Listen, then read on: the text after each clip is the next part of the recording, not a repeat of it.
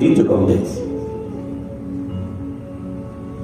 लाहौर तो देगां तां आईयां गुरु अर्जन देव जी जगाउंदे सी।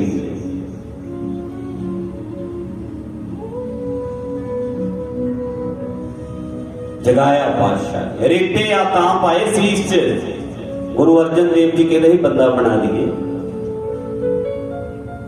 एक गल होर वेख लो, जेड़े मनुख जाग जाते ने उन्हां दा जी करदा बाकी भी जागण, जागियां दा जी करदा सारे जागण, जागे होए जगाउंदे हैं।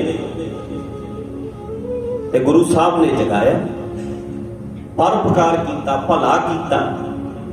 माता पिता ने तो पैदा ही किया है, ज्ञान तो सानू टीचर देते हैं ना, समझ देते हैं। तुहाडे विचों गुरमुखो जे कोई बंदा अज चंगा ऑफिसर बनिया है, अपने टीचरां दा परोपकार भुल सकदा।